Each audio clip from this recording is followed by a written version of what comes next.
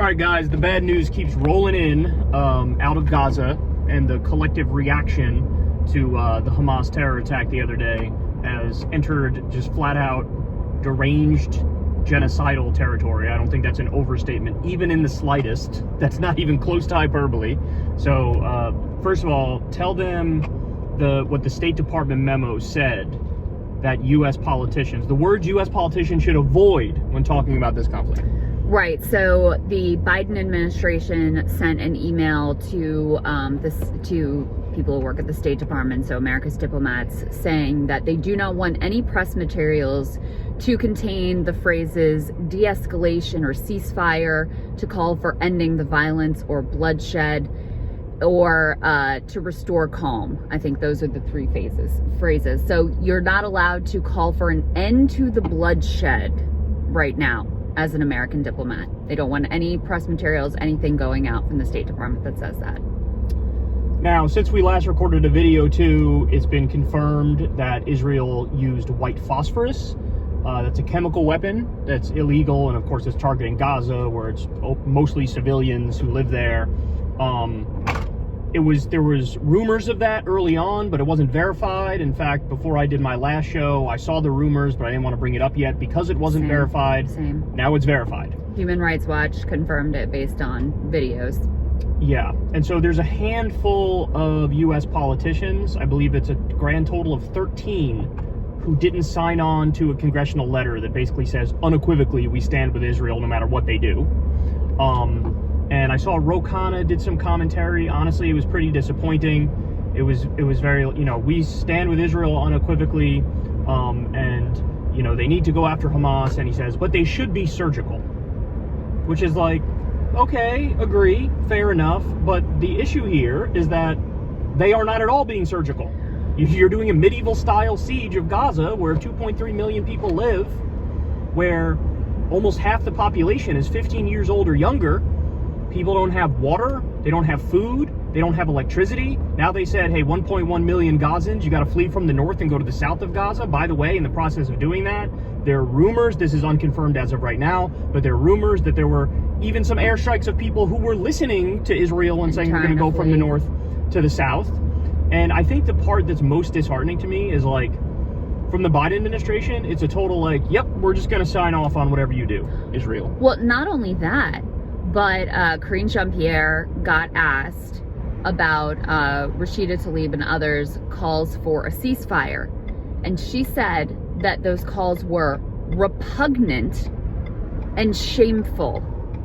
To call for a ceasefire is repugnant. I mean, just imagine that. And that's what's driving me crazy too, Kyle, is like even many of the organizations that are calling for Israel to abide by international law are not acknowledging the fact that they are already committing war crimes. Like, we are way beyond the point of being like, hope it's surgical. They've already dropped more bombs on Gaza, this tiny, densely packed territory, than we would drop an entire year in Afghanistan. Just to give you a sense of how surgical they're being here.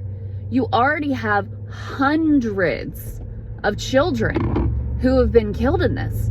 So we're way beyond the point of being like, hey, Israel, don't do any war crimes. It's happening. And you have the Israeli president, Isaac Herzog, out and out justifying collective punishment of civilians, saying that, hey, they could have risen up and overthrown Hamas, which took power, he says, in a violent coup d'etat, which, by the way, we were involved with helping to spark. But anyway, he says they could have risen up and overthrown Hamas. Therefore, they are not innocent. Ken Klippenstein pointing out on Twitter, very similar to the logic and the rationalization that Osama bin Laden used around 9/11. Yeah. And by the way, it's also the sort of logic that Hamas would use to justify the murder of Israeli innocent civilians by saying, hey, they support this apartheid, genocidal, ethno-state government. So, hey, they're collectively guilty as well. Keep going. There are times where I've done my show where I felt like, I don't even know why I'm doing my show. The things I'm saying are obvious. In a moment like right now, I feel the exact opposite. Because my takes are very like, okay, war crimes are bad, terrorism is bad, civilian casualties are bad. And it feels like you're standing up against a tsunami of insanity when you say those things. And also, look, it occurred to me today, perhaps I should have thought of this earlier, but like, without a doubt, Joe Biden holds all of the power in this situation.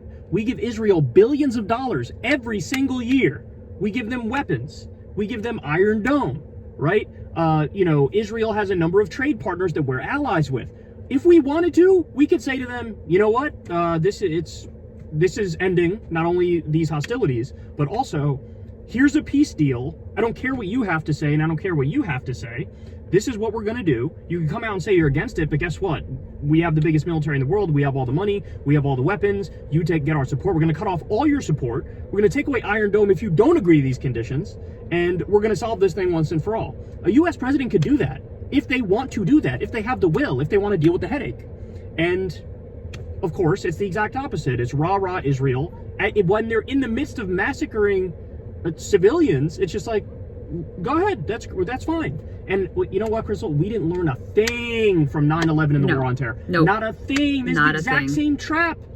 You had 9/11 terror attacks, which was they were horrendous, they were hideous. Thousands of innocent civilians were killed. And our reaction to that was, well, let's go kill some civilians ourselves. Let's spend $7 trillion. Let's have thousands of our own soldiers die. Let's enrich Raytheon and Lockheed Martin. Let's go kill civilians because we want revenge. We want retribution. It's all about our feelings at the moment. It's all about emotion. And we didn't learn anything. It's the exact same thing we're witnessing it now. It's like a collective delusion. And it's incredible to watch. It's really disheartening. It's absolutely disgusting. I have no words.